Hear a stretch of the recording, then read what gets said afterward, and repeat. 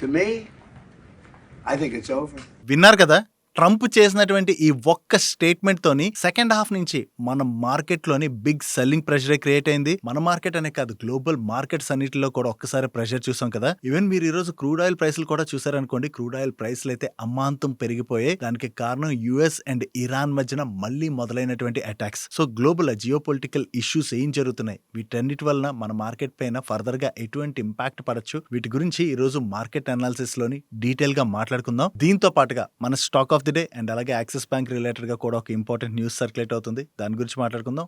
వీటితో పాటు మరిన్ని ఇంపార్టెంట్ అప్డేట్స్ ఉన్నాయి, అన్ని కూడా 1 by 1 క్విక్ గా డిస్కస్ చేసేద్దాం. ముందుగా మార్కెట్ అప్డేట్ చూసినట్లయితే ఈ రోజు సెషన్ లో సెన్సెక్స్ 1677 పాయింట్స్ కరెక్ట్ అయ్యి 76,503 పాయింట్స్ కి క్లోజ్ అయినట్లయితే, నిఫ్టీ 516 పాయింట్స్ కరెక్ట్ అయ్యి 23,882 పాయింట్స్ కి క్లోజ్ అయింది. అండ్ ఈ రోజు సెషన్ లో మిడ్ క్యాప్ ఇండెక్స్ 1.74% కరెక్ట్ అయినట్లయితే, small cap index nearly 2% correct అయింది అండ్ బ్యాంక్ నిఫ్టీ 2.51% కరెక్ట్ అయింది. అండ్ ఈ రోజు మార్కెట్ రిలేటెడ్ గా మాట్లాడుకోవాలంటే, ఈ స్ట్రైట్ ఆఫ్ హార్మోజ్ నుంచి వెళ్తున్నటువంటి వెసల్స్ ఏవైతే ఉన్నాయో వాటిపైన ఇరాన్ వాళ్ళు అటాక్ చేస్తుండటంతో ఆ అటాక్ ని తిప్పి కొట్టేందుకు గాను నిన్న నైట్ యుఎస్ వెళ్లి ఇరాన్ పైన అయితే అటాక్ చేసింది. దగ్గరగా ఇరాన్ కి చెందినటువంటి 35 సైట్స్ మీద అయితే యుఎస్ చాలా స్ట్రాంగ్ గానే అటాక్ చేసినట్టుగా యుఎస్ దగ్గర నుంచి అనౌన్స్మెంట్ వచ్చింది. ఈవెన్ దాని తర్వాత ఎర్లీ మార్నింగ్ ఇరాన్ కూడా రెస్పాండ్ అవుతూ యుఎస్ మాతో చేసుకున్నటువంటి ఎంఓయూ ఏదైతే ఉన్నదో ఆ ఎంఓయూలో ఉన్నటువంటి రూల్స్ ని ఫాలో అవ్వకుండా యుఎస్ మమ్మల్ని అటాక్ చేసింది కాబట్టి యుఎస్ దీనికి తీవ్ర పరిణామాలే ఎదుర్కొంటదని చెప్పి ఇరాన్ సైడ్ నుంచి కూడా స్టేట్మెంట్స్ వచ్చాయి.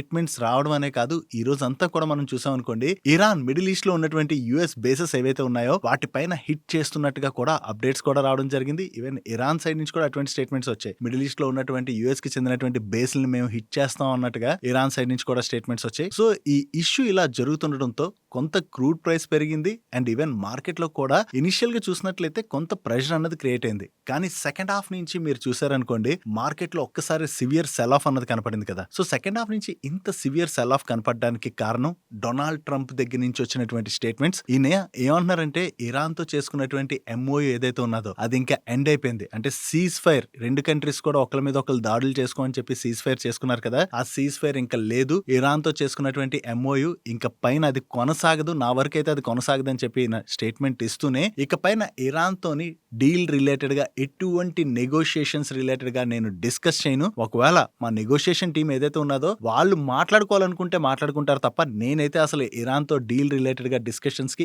ఇన్వాల్వ్ అయితే అవ్వను. అండ్ ఇరాన్ అయితే దీనికి తగిన మూల్యం చెల్లించుకుంటది. వాళ్ళు న్యూక్లియర్ వెపన్ తయారు చేయమని ఏదైతే చెప్పారో దానికైతే కట్టుబడి ఉండాలి. కట్టుబడి ఉండకపోతే ఇరాన్ కి మేము తగినటువంటి సమాధానం అయితే చెప్తాం. ఆల్రెడీ ఇరాన్ పైన చాలా స్ట్రాంగ్ గానే హిట్ చేసాం మేము నిన్న నైట్. అండ్ ఇరాన్ కూడా మాట వినదు, వాళ్ళు స్టూపిడ్స్, వాళ్ళు అసలు బుద్ధి లేని వాళ్ళు అన్నట్టుగా డొనాల్డ్ ట్రంప్ సైడ్ నుంచి అయితే స్టేట్మెంట్స్ అయితే వచ్చాయి.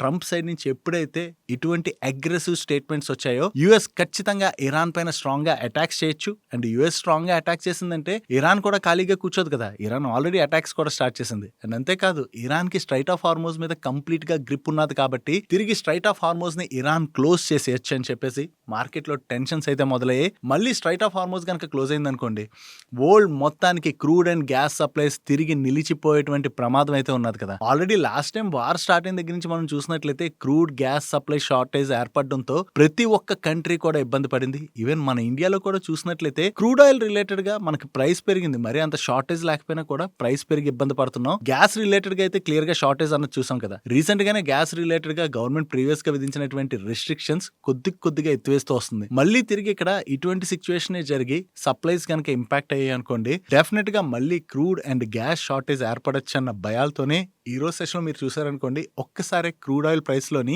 6% వరకు కూడా జంప్ కనపడింది. ఒకవేళ ఇద్దరి మధ్యన తిరిగి డిస్కషన్స్ జరగకుండా ఇలాగే అటాక్స్ కనుక కంటిన్యూ అయినట్లయితే గ్లోబల్ ఎకానమీస్ అన్నిటికీ కూడా అది బిగ్ నెగిటివ్ కానుంది. ఇప్పుడిప్పుడే కొంతవరకు ఊపిరి పీల్చుకుంటున్నటువంటి ప్రతి ఒక్క ఎకానమీ పైన దీని యొక్క ఇంపాక్ట్ స్ట్రాంగ్ గానే పడేటువంటి అవకాశాలు అయితే కనపడుతుండడంతోనే మన మార్కెట్ అనే కాదు, ఈ రోజు సెషన్ లో మీరు అబ్జర్వ్ చేశారనుకోండి, most of the global markets అన్నిటిలో కూడా మనం సివియర్ సెల్ ఆఫ్ అన్నది చూసాం. ఇదే కనుక కంటిన్యూ అయితే డెఫినెట్ గా మార్కెట్ లో ఫర్దర్ గా కూడా ప్రెషర్ చూడాలి. నైట్ లోపు ఏమైనా ఇంపార్టెంట్ అనౌన్స్మెంట్స్ వస్తాయేమో. ఒకవేళ ఏదైనా ఇంపార్టెంట్ అనౌన్స్మెంట్ వచ్చినట్లయితే వెంటనే మీకు మన social media platforms like WhatsApp కావచ్చు, టెలిగ్రామ్ కావచ్చు, వీటిలో అయితే షేర్ చేస్తాం. ఫాలో అవట్లేనట్లయితే ఫాలో అవడానికి ప్రయత్నించండి.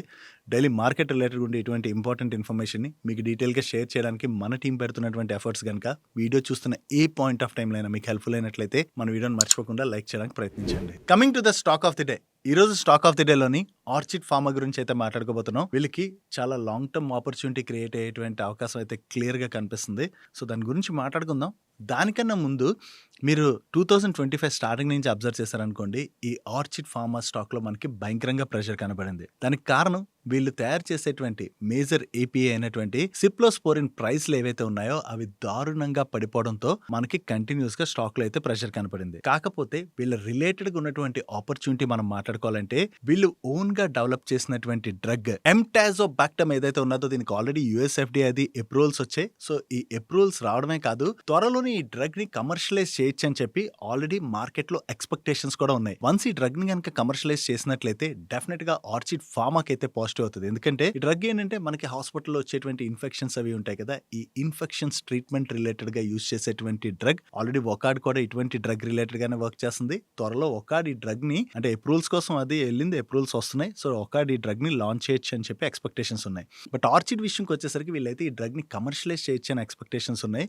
దీనిలో భాగంగానే ఇప్పుడు వీళ్ళు రష్యాలోని ఈ డ్రగ్ ని కమర్షియలైజ్ చేసేందుకు గాను వన్ ఆఫ్ ది కంపెనీ ఇక్కడ మీకు కనబడుతుంది చూడండి, ఆ కంపెనీతో అయితే వీళ్ళు సప్లై అగ్రిమెంట్ లోకి అయితే ఎంటర్ అవడం జరిగింది.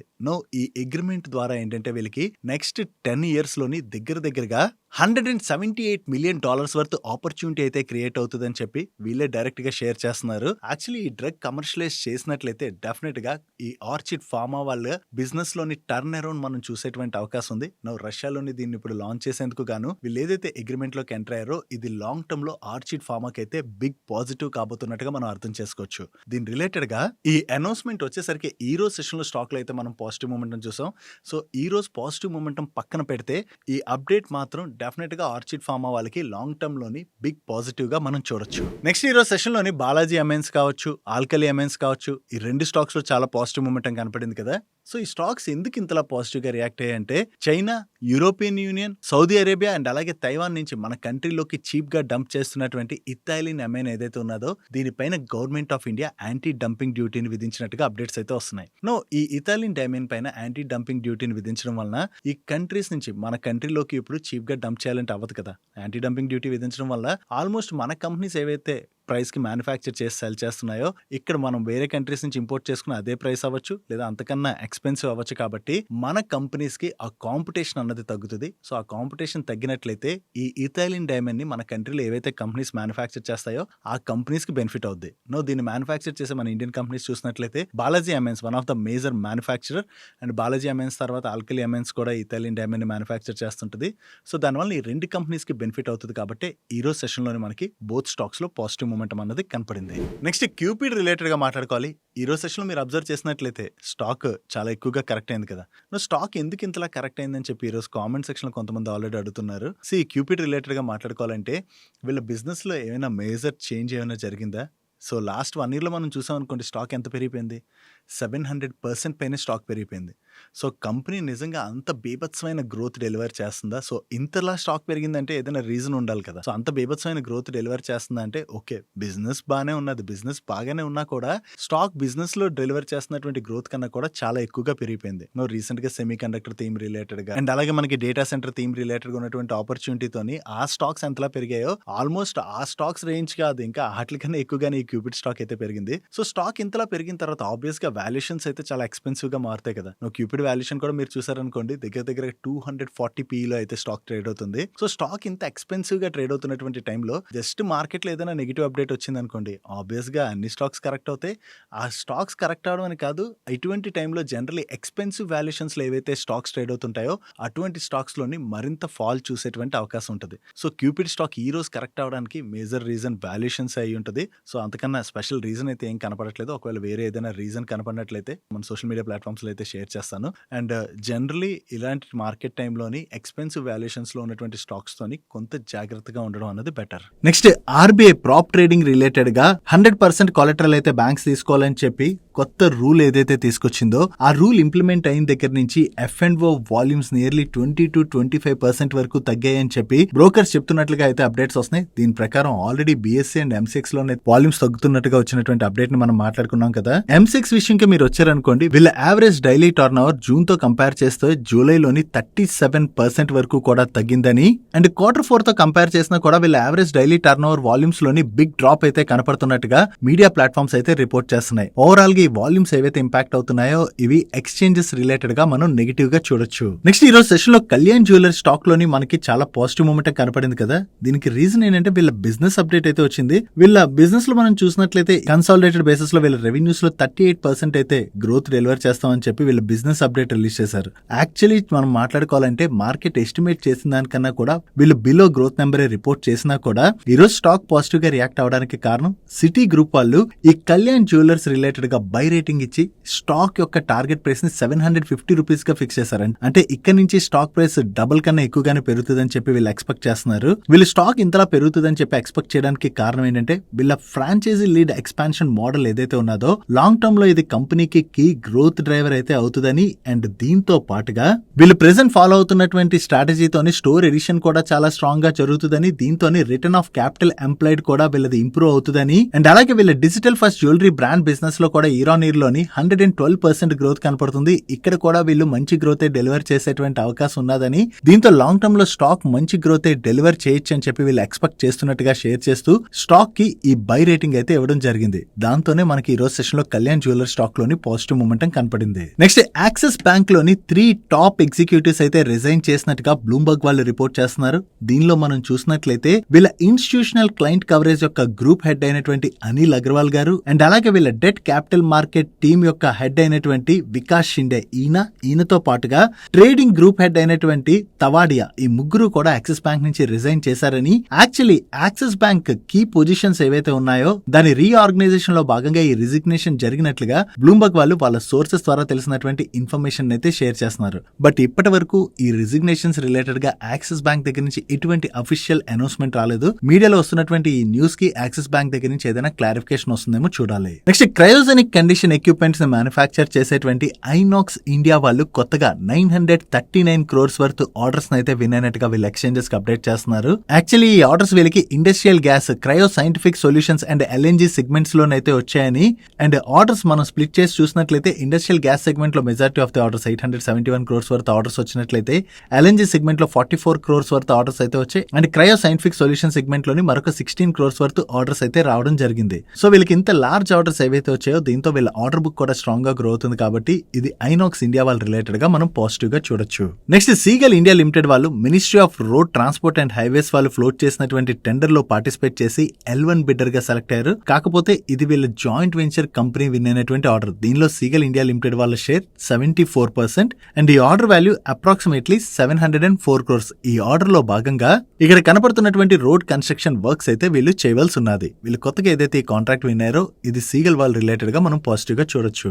నెక్స్ట్ పేస్ డిజిటెక్ వాళ్ళకి బస్ రిలేటెడ్ గా చాలా మంచి ఆపర్చునిటీ ఉన్నదని చెప్పి వీళ్ళు ప్రీవియస్ గానే షేర్ చేశారు కదా. సో వీళ్ళ సబ్సిడరీ కంపెనీ ఇప్పుడు 1 year ఆఫ్ బస్ మ్యానుఫ్యాక్చరింగ్ ని కంప్లీట్ చేసుకున్నదని, ఈ 1 year లోని వీళ్ళ సబ్సిడరీ కంపెనీ టోటల్ గా 260 యూటిలిటీ స్కేల్డ్ బస్ కంటైనర్స్ ని అయితే మ్యానుఫ్యాక్చర్ చేసినట్లుగా, ఇది 1.25 GWh ఇంటిగ్రేటెడ్ బస్ కెపాసిటీ అని చెప్పి వీళ్ళైతే షేర్ చేస్తున్నారు. ఓవరాల్ గా ఈ 1 year లోని వీళ్ళ సబ్సిడరీ కంపెనీ అయితే బస్ రిలేటెడ్ గా స్ట్రాంగ్ గానే వర్క్ చేస్తుంది. ఇంకా ఫ్యూచర్ లో వీళ్ళకి బస్ రిలేటెడ్ గా చాలా మంచి ఆపర్చునిటీ ఉన్నట్టుగా ప్రీవియస్ గానే మేనేజ్మెంట్ కూడా షేర్ చేయడం జరిగింది. దీని రిలేటెడ్ గా వీళ్ళకి స్ట్రాంగ్ ఆర్డర్ బుక్ కూడా ఉన్నది. కాబట్టి ఇది డెఫినెట్ గా పేస్ డిజిటెక్ వాళ్ళకి పాజిటివ్ కానుంది. నెక్స్ట్ నాట్కో ఫార్మా వాళ్ళు సౌత్ ఆఫ్రికన్ ఫార్మాసిటికల్ కంపెనీ అయినటువంటి యాడ్కాక్ ఇన్గ్రామ్ హోల్డింగ్స్ ప్రొప్రైటరీ లిమిటెడ్ లోని వీళ్ళ స్టేక్ ని పెంచుకోవడానికి వీళ్ళ బోర్డు అయితే అప్రూవ్ చేసినట్టుగా వీళ్ళ ఎక్స్చేంజెస్ కి అప్డేట్ చేస్తున్నారు. ఓవరాల్ గా ఈ కంపెనీలోని వీళ్ళ స్టేక్ ని 49% కి నాట్కో ఫార్మా వాళ్ళు అయితే పెంచుకోబోతున్నారు. వీళ్ళు ఇన్వెస్ట్ చేసినటువంటి ఈ యాడ్కాక్ ఇన్గ్రామ్ అనేటువంటి కంపెనీ $423 million వర్త్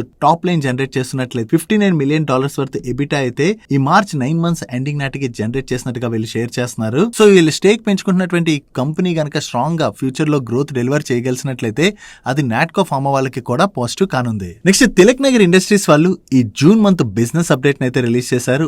ఓవరాల్ గా ఈ జూన్ మంత్ లోని వీళ్ళు హైయెస్ట్ ఎవర్ మంత్లీ సేల్స్ అయితే అచీవ్ చేశామని, అండ్ జూన్ లో వీళ్ళు టోటల్ గా 3.4 million కేసెస్ అయితే సేల్ చేసినట్టుగా ఎక్స్చేంజెస్ కి అప్డేట్ చేస్తున్నారు. సో ఈ జూన్ లో ఏదైతే మంచి సేల్స్ గ్రోత్ వీళ్ళు డెలివర్ చేశారో అది తిలక్ నగర్ ఇండస్ట్రీస్ రిలేటెడ్ గా పాజిటివ్ కానుంది. నెక్స్ట్ మార్క్సన్స్ ఫార్మా వాళ్ళు జర్మనీ బేస్డ్ ఫార్మాసిటికల్ కంపెనీ అయినటువంటి ABC Now అనేటువంటి కంపెనీలో 100% స్టేక్ ని అక్వైర్ చేయడానికి డెఫినెటివ్ అగ్రిమెంట్ లో ఎంటర్ అయినట్టుగా వీళ్ళ ఎక్స్చేంజెస్ కి అప్డేట్ చేస్తున్నారు. ఈ కంపెనీని అక్వైర్ చేయడం ద్వారా యూరోపియన్ మార్కెట్స్ లోని వీళ్ళ ప్రెజెన్స్ ని ఫర్దర్ గా కూడా వీళ్ళు ఎక్స్పాండ్ చేసుకోబోతున్నట్టుగా వీళ్ళ మేనేజ్మెంట్ అయితే షేర్ చేస్తుంది. ఓవరాల్ గా ఈ కంపెనీని వీళ్ళు 892,384 యూరోస్ కి అక్వైర్ చేయబోతున్నారు. సో ఈ కంపెనీని అక్వైర్ చేయడం ద్వారా యూరోపియన్ మార్కెట్ లోని వీళ్ళ ప్రెజెన్స్ ని ఫర్దర్ గా ఎక్స్పాండ్ చేసుకోబోతున్నారు కాబట్టి ఇది డెఫినెట్ గా లాంగ్ టర్మ్ లోని మార్క్సన్స్ ఫార్మా వాళ్ళకి పాజిటివ్ కానుంది. నెక్స్ట్ ఆటోమోటివ్ కాంపోనెంట్స్ మ్యానుఫ్యాక్చర్ చేసేటువంటి యూనో మిండా వాళ్ళు 4-వీలర్ ప్యాసింజర్ వెహికల్ సీటింగ్ సిస్టమ్స్ లోకి కూడా ఎంటర్ అవుతున్నట్టుగా ఎక్స్చేంజెస్ కి అప్డేట్ చేస్తున్నారు. దీనిలో భాగంగా వీళ్ళు ఛత్రపతి సంభాజీ నగర్ లోని 320 crores ఇన్వెస్ట్ చేయడం ద్వారా గ్రీన్ ఫీల్డ్ మ్యానుఫ్యాక్చరింగ్ ఫెసిలిటీని అయితే సెటప్ చేస్తున్నారు. సో ఈ మ్యానుఫ్యాక్చరింగ్ ఫెసిలిటీలోని ఆపరేషన్స్ ఫైనాన్షియల్ ఇయర్ 28 Q4 కల్లా స్టార్ట్ అవుతాయని ఎక్స్పెక్ట్ చేస్తున్నట్టుగా వీళ్ళు షేర్ చేయడం జరిగింది. సో వీళ్ళు కొత్తగా 4-వీలర్ సీటింగ్ సిస్టమ్ బిజినెస్ లో కూడా ఎంటర్ అవబోతున్నారు కాబట్టి దీని ద్వారా వీళ్ళ బిజినెస్ ఎక్స్పాండ్ అయ్యేటువంటి అవకాశం ఉంది. సో ఇది యూనో మిండా వాళ్ళకి లాంగ్ టర్మ్ లో పాజిటివ్ కానుంది. That's it for today's daily మనిషి. ఈరోజు డైలీ మనిషిలో మేము షేర్ చేసిన ఇన్ఫర్మేషన్ మీకు హెల్ప్ఫుల్ అయినట్లయితే మన వీడియోని లైక్ చేస్తూ ఛానల్ సబ్స్క్రైబ్ చేసుకోవడం మర్చిపోకండి. నేను చంద్రశేఖర్ పత్రి మరొక ఇంట్రెస్టింగ్ వీడియోతో కలుద్దాం. Good night.